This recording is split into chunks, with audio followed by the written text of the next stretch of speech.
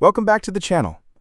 Today we're diving into the fascinating and often painful journey of Steve Jobs, not just the genius who gave us the iPhone, but the man who was fired from his own company, failed more than once, and still came back to change the world. This isn't just a story of success, it's a story of struggle, resilience, and second chances. When people hear the name Steve Jobs today, they think of the iPhone in their pocket, the sleek iMac on their desk, or the Pixar films that shaped their childhood. He is remembered as a visionary, a genius, almost larger than life. But here's the truth. Steve Jobs was not born a legend. He became one through failures, humiliations, betrayals, and comebacks that could have ended anyone else. Jobs wasn't just the man who created Apple. He was also the man fired from Apple. He wasn't just the CEO who launched the iPhone. He was also the dreamer who poured millions into a computer company that nobody wanted to buy. His story is not just about triumph, it is about falling hard and rising harder. This is what makes his journey worth telling. Because success without failure is boring. But a man who loses everything, yet fights back to change the world, that's a story. So let's go back to the beginning. Not to the shiny Apple stores, not to the black turtlenecks and standing ovations, but to a boy in California, restless, brilliant, and sometimes unbearable. Because the story of Steve Jobs doesn't start with success. It starts in a garage. Chapter 1. The Dreamer in the Garage.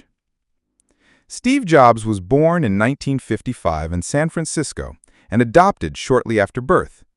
He grew up in Mountain View, California, today known as Silicon Valley, back then just a quiet suburb. His adoptive father, Paul Jobs, was a mechanic.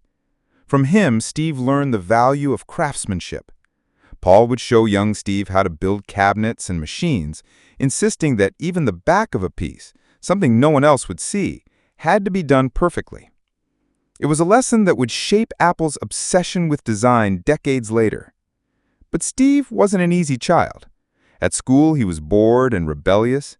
Teachers found him difficult, even disruptive. He didn't care for authority, hated rules, and often clashed with adults. Yet beneath the troublemaker's shell, there was a sharp mind. He could focus obsessively on what fascinated him: electronics, calligraphy, art. It was a strange mix, half engineer, half artist, that would later define his genius.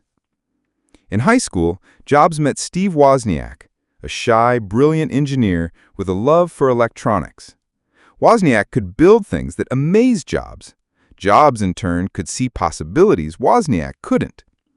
Where Woz saw a neat circuit board, Jobs saw a future product. It was the beginning of one of the most famous partnerships in history. By the mid-1970s, a cultural revolution was sweeping through California.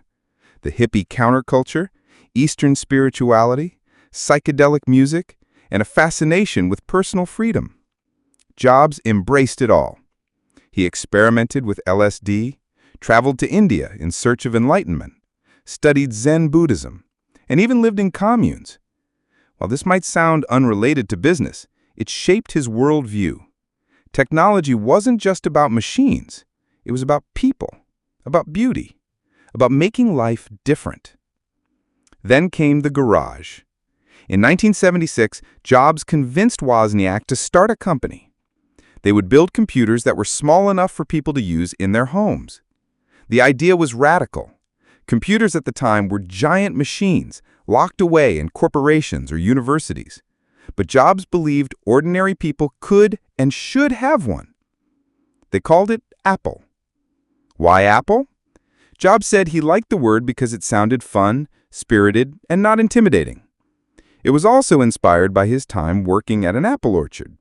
Simple, human, approachable. Together with Wozniak, Jobs built the Apple I. It wasn't pretty, it was just a circuit board. But it worked. They sold about 200 units. Then came the Apple II, sleek and packaged with color graphics. This was the machine that exploded into success. By the age of 25, Steve Jobs was worth over $200 million. Apple went public in 1980, and the world hailed Jobs as a young genius. But success came with a shadow. Even in those early days, Jobs was known for being obsessive, controlling, and often cruel. He demanded perfection. He screamed at employees. He humiliated people in meetings. Some called him a visionary. Others called him a tyrant. Yet there was no denying his fire. Jobs wasn't interested in good enough. He wanted to build products that changed the world. And that meant clashing with anyone who didn't share his obsession. By the early 1980s, Apple was flying high. The Apple II dominated the market. Jobs was a celebrity. Magazines called him the boy wonder of Silicon Valley. He was on top of the world. But the seeds of failure were already being planted. Because the same qualities that made him brilliant, his intensity, his perfectionism, his refusal to compromise, were about to collide with reality. And soon, Steve Jobs would face his first great fall. Chapter 2. The Fall. Fired from his own company. By 1983, Steve Jobs was at the top of the world. Apple had launched the Apple II, one of the most successful computers of its time, and the company was worth billions. Jobs was young, rich, and already seen as a rock star of Silicon Valley. But fame has a way of magnifying both brilliance and flaws. Jobs was obsessed with creating something revolutionary. That something was the Macintosh. He wanted a computer that was not just powerful, but beautiful and simple enough for ordinary people to use. He envisioned a machine with a graphical interface, friendly design, and the ability to change the way people interacted with technology. The Macintosh team became his private army. Jobs pushed them relentlessly, working nights and weekends, demanding the impossible. He inspired them with his vision, but crushed them with his perfectionism. One engineer later said, "Working with Steve was like having a reality distortion field around you. He could convince you that you could do the impossible, and then scream at you if you failed." In January 1984, Apple launched the Macintosh with one of the most famous ads in history, the 1984 Super Bowl commercial. The world was stunned. The Mac looked like the future. It had a mouse, a graphical interface, fonts, and design unlike anything seen before. Jobs stood on stage, smiling, triumphant. But soon, cracks appeared. The Macintosh was beautiful, yes, but it was slow, underpowered, and expensive. At $2,495, it cost far more than most people could afford. The early sales disappointed. Business users stuck with the IBM PC. Even Apple's successful Apple II kept outselling the Mac. Inside Apple, tensions grew. Jobs clashed constantly with CEO John Sculley, the man he had personally recruited from Pepsi by asking, "Do you want to sell sugar water for the rest of your life, or do you want to change the world?" At first, Sculley admired Jobs, but as losses mounted and Jobs' behavior grew erratic, admiration turned to frustration. Jobs was difficult, brilliant, but uncontrollable. He humiliated employees in meetings. He made impulsive decisions, demanded constant redesigns, and burned through money. His charisma could inspire, but his intensity exhausted those around him. By 1985, Apple's board of directors had lost patience. They sided with Sculley. In a dramatic boardroom showdown, Jobs was stripped of all real authority. The company he had built, the dream he had started in a garage, was no longer his. At just 30 years old, Steve Jobs was fired from Apple. The press called it a Shakespearean tragedy. Jobs himself was devastated. He said later, "What had been the focus of my entire adult life was gone. It was devastating. I felt like I had let everyone down."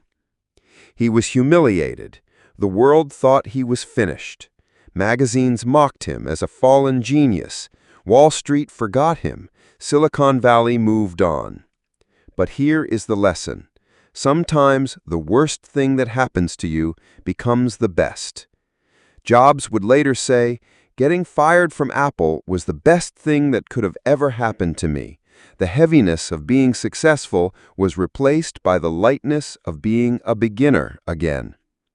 In that moment of failure, Jobs could have disappeared.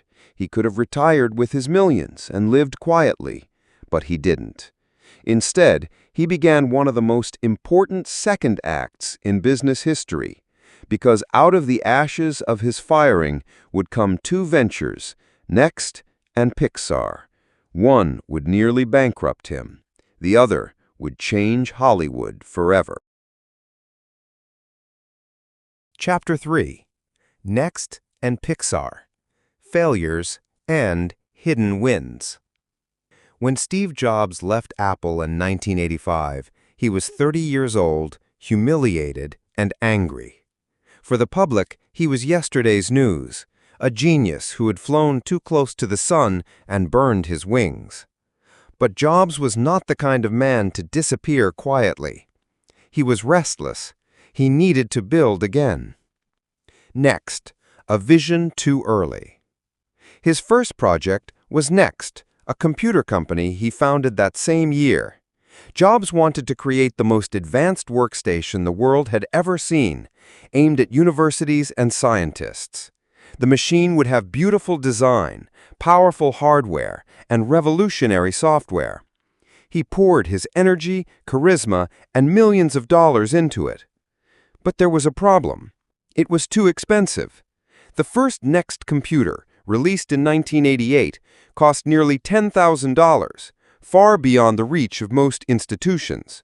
It was sleek and elegant, but impractical. Sales were dismal. Universities admired it, but few could afford it. Analysts called it a failure. Jobs' perfectionism didn't help. He insisted on exotic materials like magnesium for the case, driving up costs. He demanded features that slowed development. He clashed with engineers, repeated old mistakes, and burned through cash. By the early 1990s, Next was struggling to survive. Jobs had sunk much of his personal fortune into it. The company never became a commercial success. But hidden inside Next was something extraordinary: its software. The Next Step operating system was powerful, elegant, and ahead of its time. Years later, it would become the foundation for macOS and iOS, the software that runs today on millions of iPhones and Macs. In the moment, though, Next looked like another failure. Jobs had left Apple, tried to prove himself, and the world was laughing again. Pixar, the gamble that paid off. At the same time, Jobs made another bold move. In 1986, he bought a small computer graphics division from George Lucas for $10 million. It was called Pixar. At first, Pixar wasn't even an animation studio. It sold high-end graphics hardware and software. The company lost money year after year.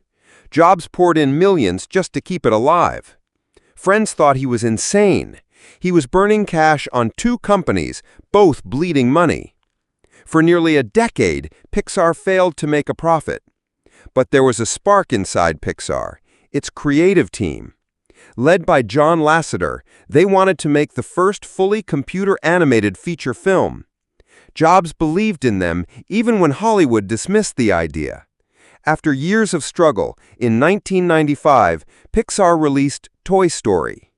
It was a revolution, the first feature-length 3D animated film in history.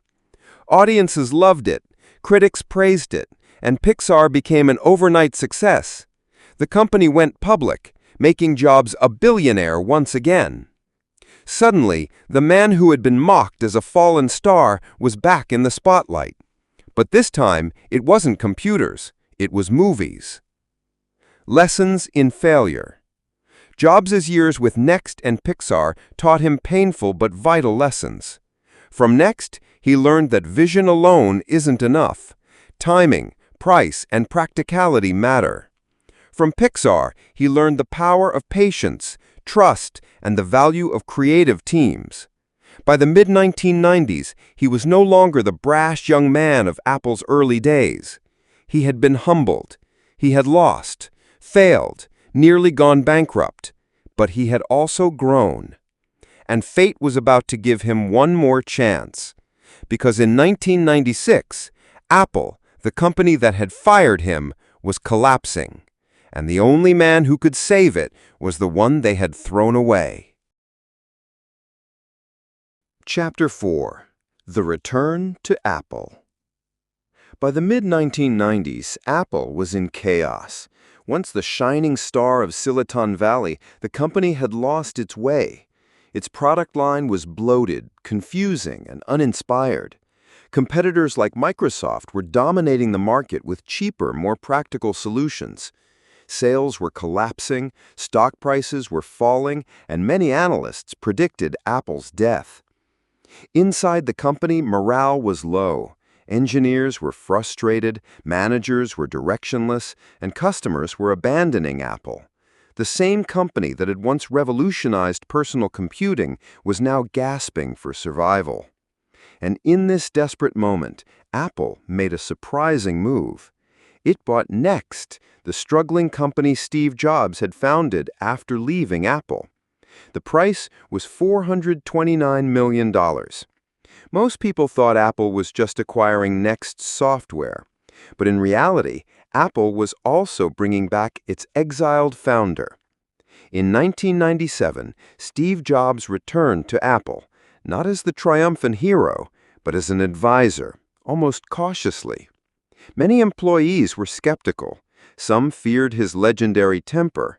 Others doubted he could really fix the sinking ship.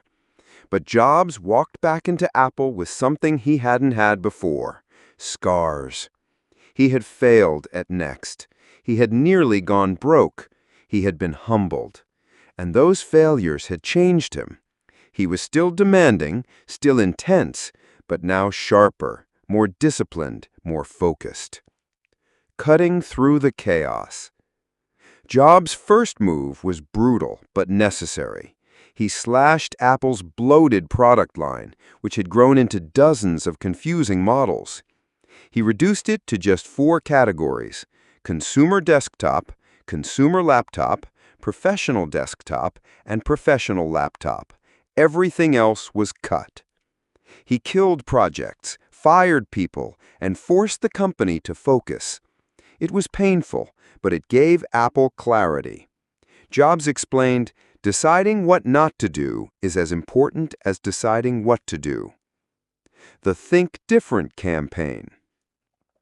Next, Jobs revived Apple's identity.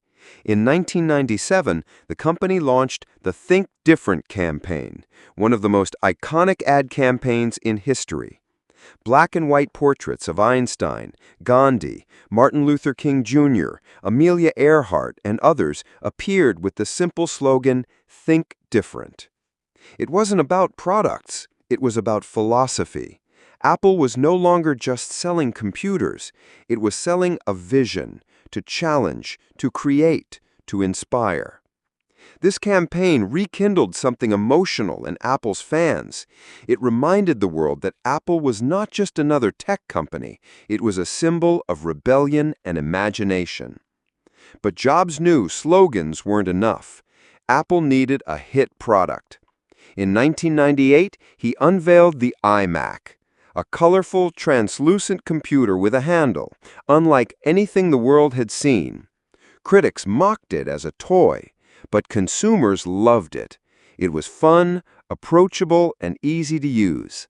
The iMac sold millions, pulling Apple back from the brink of bankruptcy. More importantly, it announced Apple's return. This was no longer the failing, confused company of the mid-90s. This was Steve Jobs' Apple, bold, different, and uncompromising. The lesson of the return. Jobs' return was not about magic.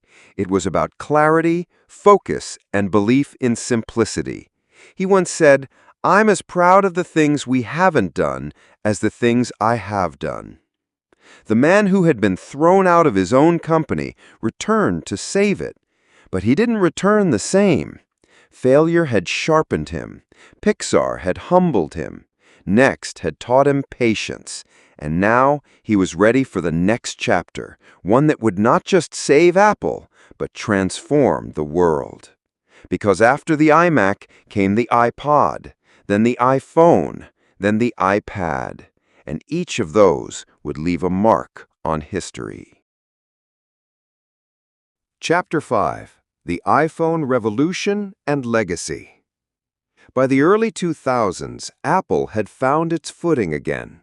The iMac had restored its image, and the iPod had become a cultural phenomenon. 1,000 songs in your pocket wasn't just a slogan, it was a revolution in how people consumed music.